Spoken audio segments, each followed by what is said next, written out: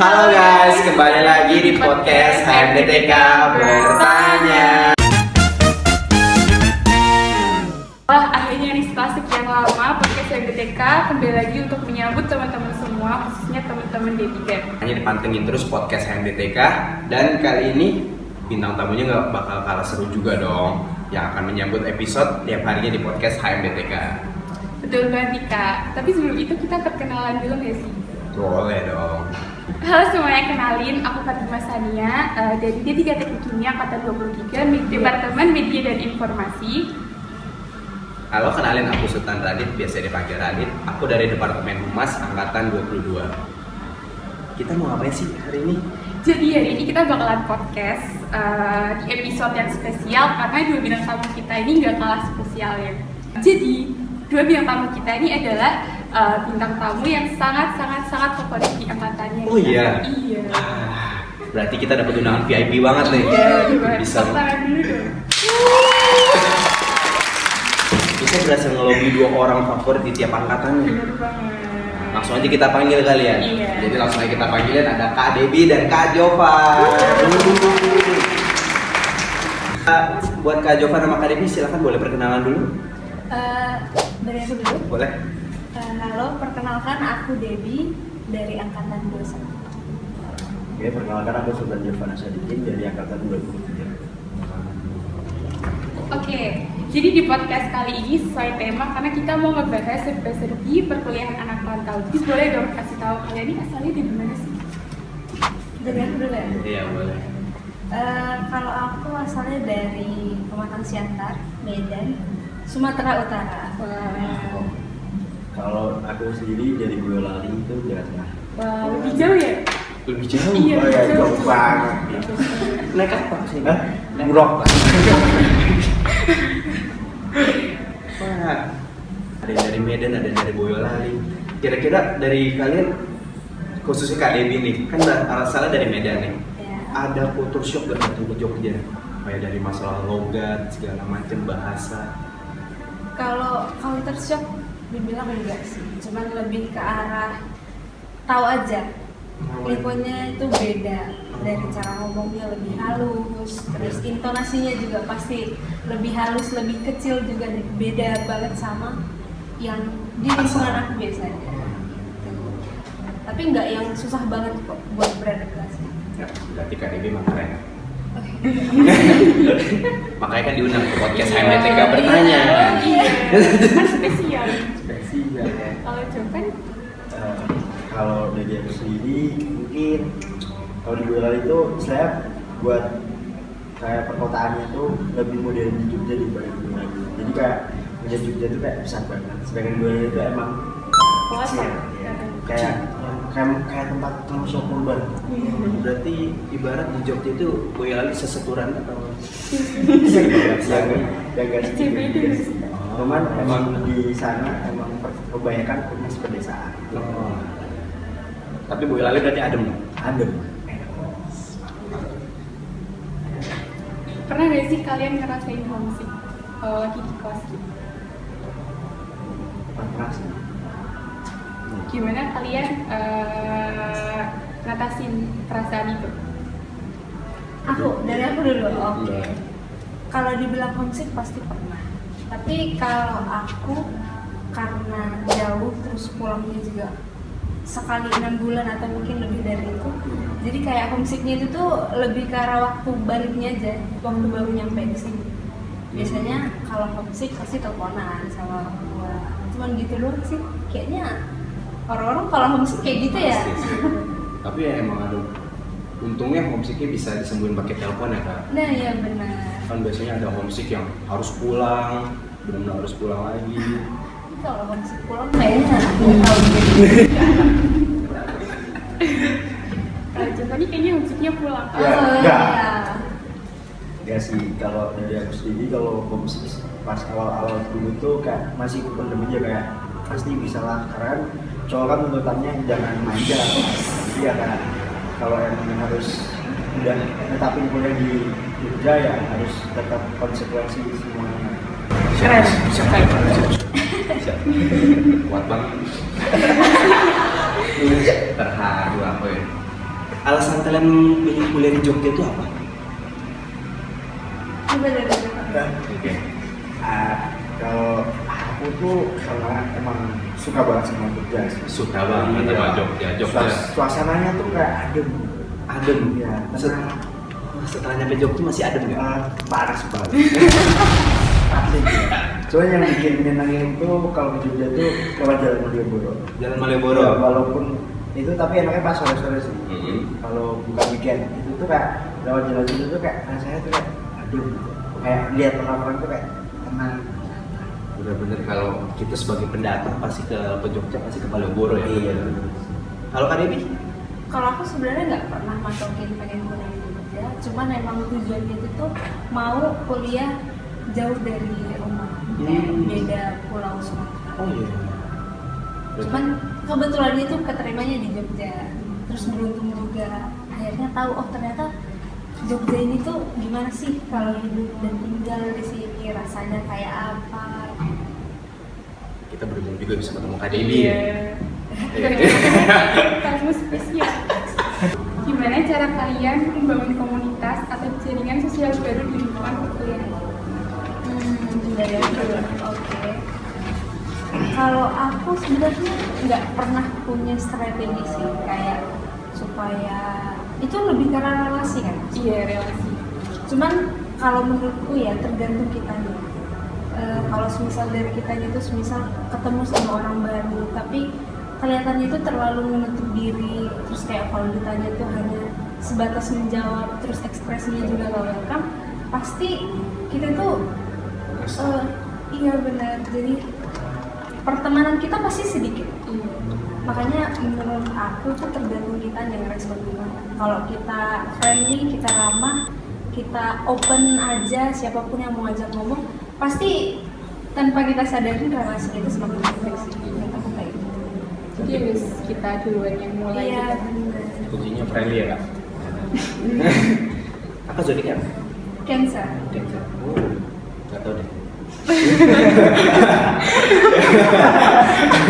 Kalau Japan gimana? Kalau dari aku sendiri ya hampir sama sih, kayak emang harus dari diri kita sendiri. Dan kalau mulai sesuatu hal yang baru kan juga dari kita tuh harus benar-benar yang kayak janganlah sampai ngecewain orang yang baru kita kenal.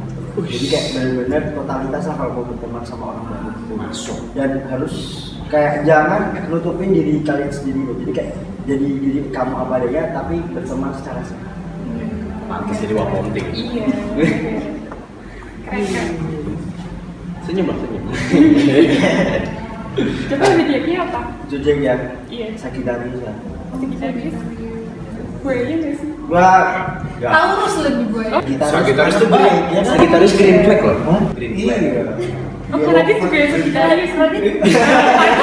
Oh, pan. Aku udah. Kita sama iya. Nama kita mirip. Zodiak sama. Akhirnya dia Taurus. Green flag ya. Iya. Kelihatan emang kayak. Kok pas aku bilang gue aja diem aja. Kan selama ngerantau ini kan pasti kan pola makan kita berantakan dan segala macam, dari mulai kita makan yang nggak stabil, dari masalah kita harus nyesuaiin dengan dompet, juga kita nggak bisa selalu nyesuaiin sama selera kita apapun itu. Nah, kalian ada perubahan signifikan nggak dari pola makan setelah kalian melalui menjadi anak rantau ini? Biar bukan dulu ya. Boleh. Yang baru yang masih fresh Iya. ya. Iya, benar. Jujur kalau perubahan ini sih kebanyakan di pola makan sih. Jadi kak, karena kan dulu pas masih sekolah kan itu tuh jarang banget buat makan. Tapi makan cuma sehari itu 2 kali karena emang udah terbiasa dan nggak ada praktikum gitu. Nah, pas mulai awal semester 1 nih mulai banyak praktikum, terus ya masih 2 praktikum doang. Cuman tuh kayak nafsu makan tuh bener-bener langsung naik tinggi banget. Jadi kayak dikit-dikit makan sampai pernah tuh sehari 4 kali makan.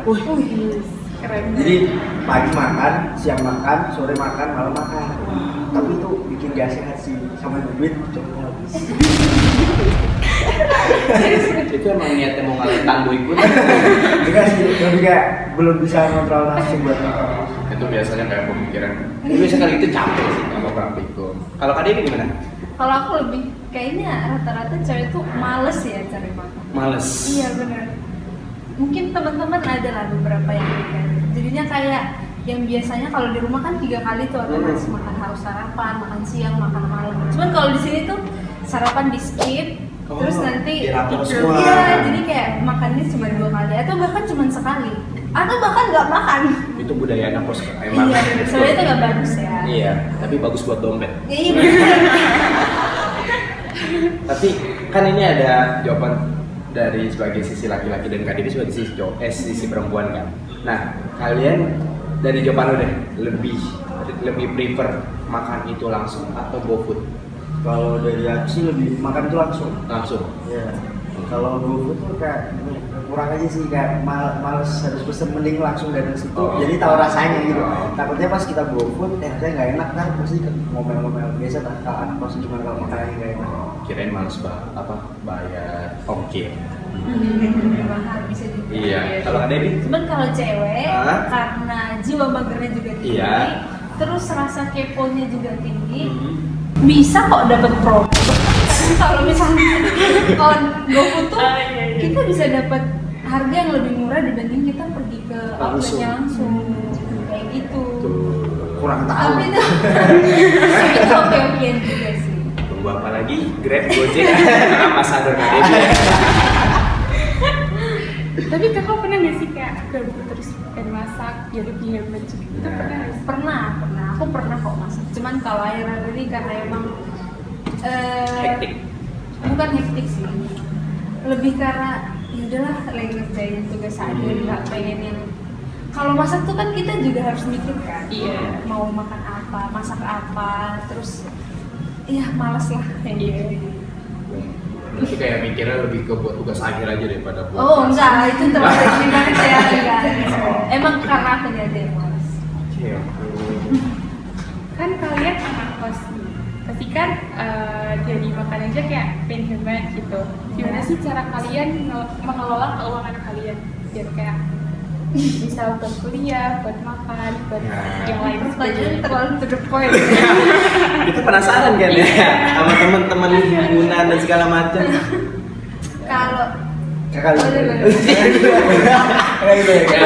Dari jawaban lo, dari jawaban. Aku masih new. Nah, Kalau dari aku sendiri, kalau soal makan, kalau emang gak ada matkul di hari itu dan kosong, paling aku bisa itu beli ke warung, itu cuma beli makanannya. Itu biasanya aku habis 20 tuh udah dapet lauk telur, ayam sama nugget.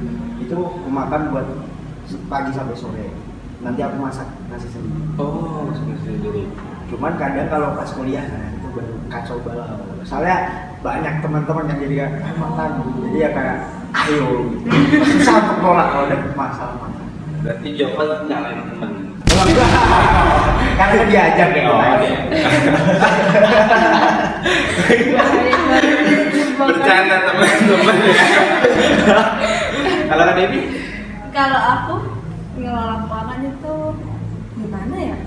Karena mungkin aku sistem keuangan itu kayak per bulan, jadi aku harus milah yang mana biaya kewajiban yang harus aku benar bayar.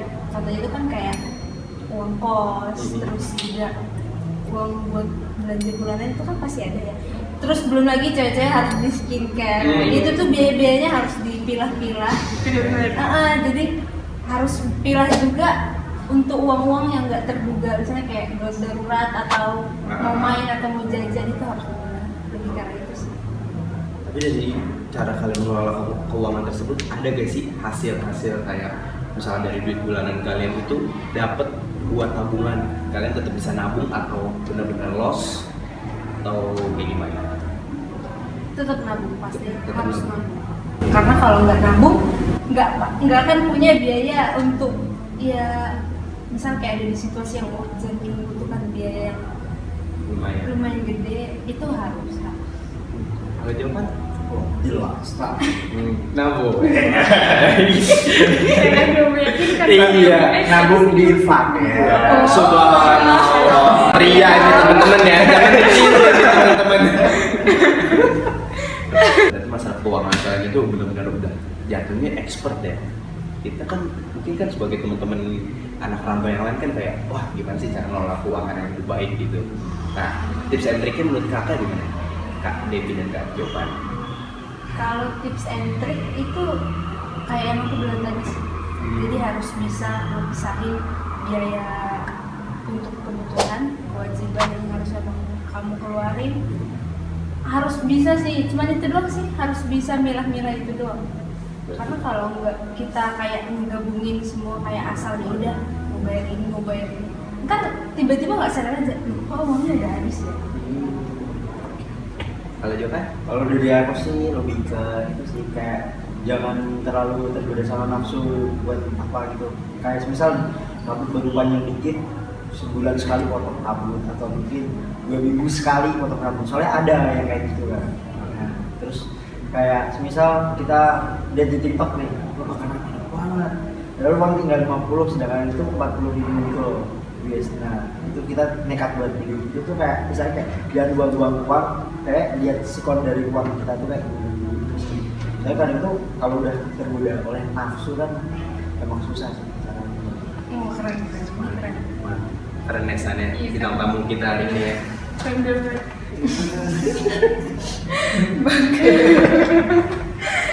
Bangga. Iya. Kan Pak Jovan itu angkatan 23 berarti baru hampir setahun ya kalau di Jogja, dan Kak Devi itu udah 3 tahun, hampir 3. Dua ya? Kan semester awal masih on. Oh iya, 2 tahun. Nah, tantangan terbesar yang kalian hadapi saat kuliah di sini apa? Tantangannya selain dari mengatur keuangan yang udah dijelasin mungkin tadi, ada lagi ya tantangannya? Tantangannya biaya hidup atau Konteksnya bebas. oh, kalau aku mungkin tantangan terbesar itu mengikuti materi kuliah ya. Gimana jawab? Betul. Betul. Gimana? Kita semua nggak sih? Kalau menurut aku tantangan terbesar itu, jadi kayak materi kuliah kita tahu lah susah dan nggak gampang banget. Kita dituntut harus bisa ngikutin. Belum lagi kita yang kayak jauh-jauh di sekolahin ke sini, terus dapetnya nilai jelek. Iya. Kayaknya orang tua juga pasti kecewa. Lebih karena itu sih, cuman nggak yang gimana banget. Itu tantangan nilai lebih ke akademik ya. Iya.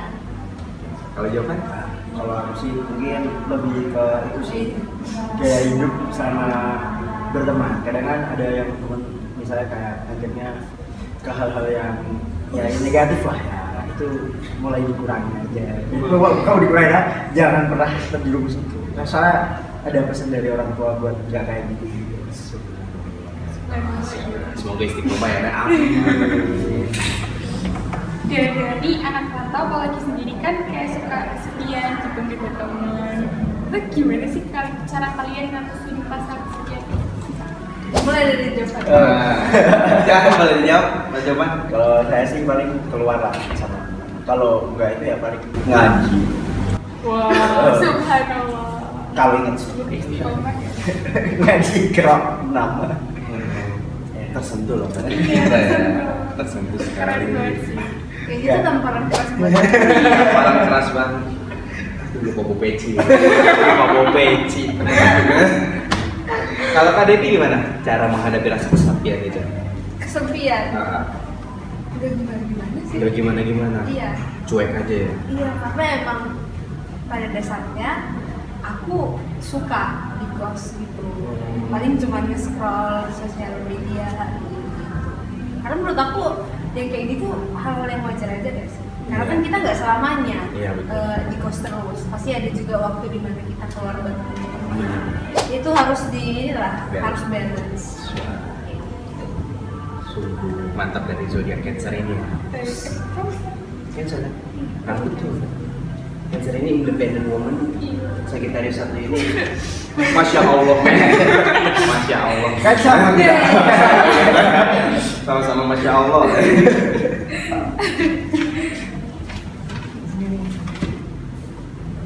Terus kan pasti di Jogja kan budaya sama tradisi itu masih kental-kental banget kan. Nah, ceritain dong pengalaman kalian buat beradaptasi dengan budaya dan lingkungan kalian yang baru, terbilang baru sih di sini. Misalkan budaya, kita ketemu teman.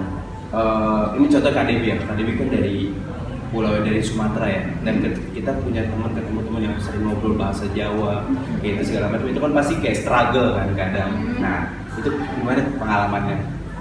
Kalau aku, karena emang itu relate ya, Iya. temen aku dominan pada suka ngomong pakai bahasa Jawa. Iya. Aku diam, tapi nanti aku nanya itu artinya apa. Cuman karena aku suka nanya, aku jadinya tahu beberapa kayak, oh ini bahasanya tentang ini. Cuman kalau disuruh artiin satu-satu aku pasti nggak tahu. Cuman aku langsung Paham. tahu aja ini temanya ini kayak gitu. Tapi berarti Kak Devi kalau udah diajak ngobrol bahasa Jawa, kalimatnya intinya udah paham tuh. Oh udah.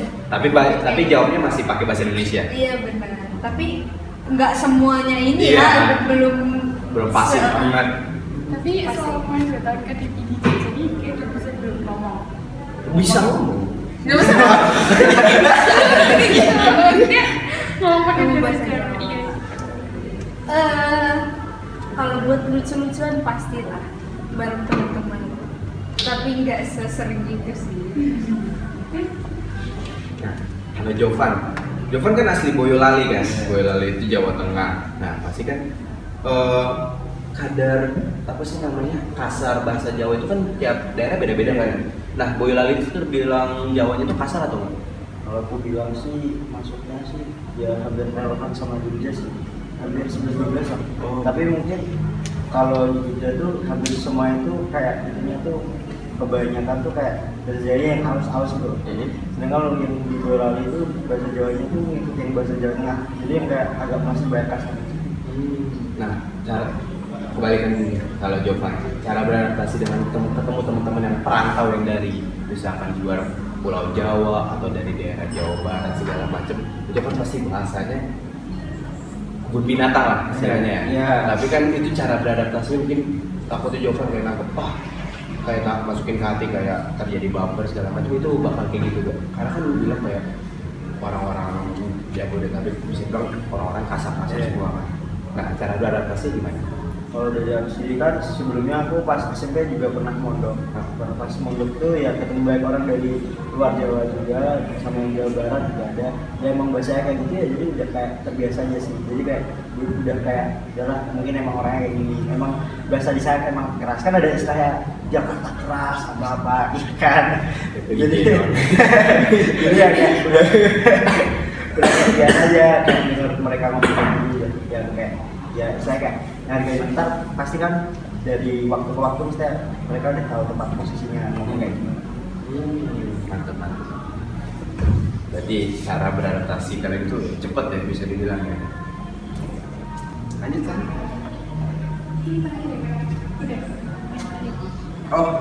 Oh belum, masih ada lagi. Oh iya. Masih ada lagi. Masih ada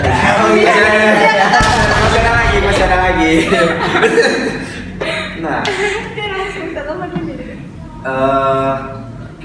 kalian selama kuliah di Jogja apa sih yang menjadi sumber buat motivasi kalian untuk tetap semangat dan mengejar pendidikan di tengah tantangan? Misalkan banyak tantangan yang udah kalian hadapi selama ini, apa itu sumber motivasi? Kak Devi, Kalau aku motivasinya itu mungkin terdengar ini ya, tapi emang orang tua sih. Cuman kayak karena kan kayak aku nih jauh dari orang tua, terus biaya yang dikeluarin sama orang tua juga nggak sedikit pastinya. Jadi apa ya, secara nggak langsung diri sendiri yang langsung ingetin, oh kamu tuh harus kayak gini, pokoknya harus selesai gimana pun itu juga dan tepat waktu gitu. Belum lagi umur orang tua itu semakin bertambah ya. Iya, benar. Jadi support sistemnya full orang tua ya.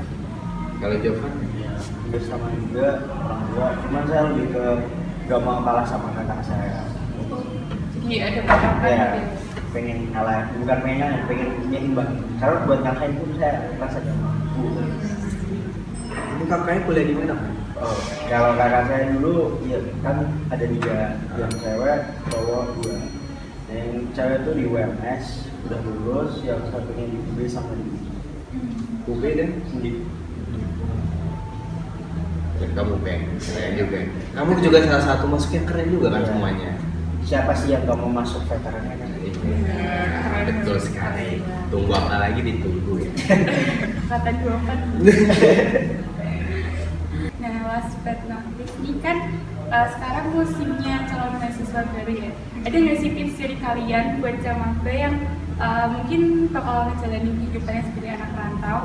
Terus boleh nggak sih kasih pesan atau nasihat buat mahasiswa yang sekarang lagi ngerasain rasanya jadi anak rantau? Khususnya buat teman-teman D3 nih. Gak enak aja. Biasanya cewek lebih banyak loh. Oke, dari Jovan lu coba. Kalau saran sama nasihat sama tips and trik ya mungkin lebih seringin bersihin kos lah. Kalau kos tuh janganlah sampai kotor-kotor, kan gak enak. Banyak sekarang apalagi di sini kan kita nggak tahu berbagai macam bakteri, virus kan bisa kena kalau dengan segala kekotoran kita itu. Sering-sering bersih itu sama itu yang kayak tadi aku pernah bilang, pokoknya nafsu tuh dijaga. Pokoknya itu benar-benar itu sih. Sama ibadah jangan lupa.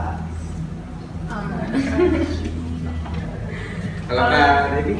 Kalau dari aku tips and trick nggak ada sih, karena aku yakin mereka pasti dapat itu seiring berjalannya waktu. Cuman aku hanya mau bilang harus tetap semangat dan harus tetap berjuang. Apapun itu, fase sulit pasti ada, struggle-nya juga pasti ada, gak enaknya juga pasti banyak. Tapi harus ingat ada orang tua yang mau kita banggain.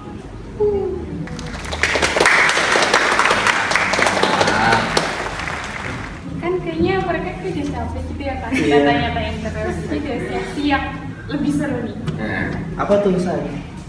Sesi yang seru bangetnya itu. Sesi yang seru ini adalah fun fact dari dua narasumber. Apa tuh Kak? Dari Jovan dulu coba. Fun fact kayak Jovan, kita dapat Sampai gimana nih maksudnya? kita dapat fun fact secara personal dari orang tersebut. Fakta menariknya. Fun fact kita dapat dari info dari mungkin dari temennya Jovan ya, salah satu teman Jovan yang bisa dibilang anonimus. Jovan ini katanya penakut ya. Kok bisa penakut? Kamu itu bisa kan kamu itu wakomi, itu takut kenapa? Itu takutnya mungkin kalau horor sih, itu lebih baik takut. Saya takutnya itu bukan takut karena takut lihat itu, bukan takut kalau teriak sih gitu ya. Kadang punya refleks kalau teriak seperti dia terus teriak, makanya takut. Boleh dicobain ke teman-temannya. Tapi suka nonton film horor?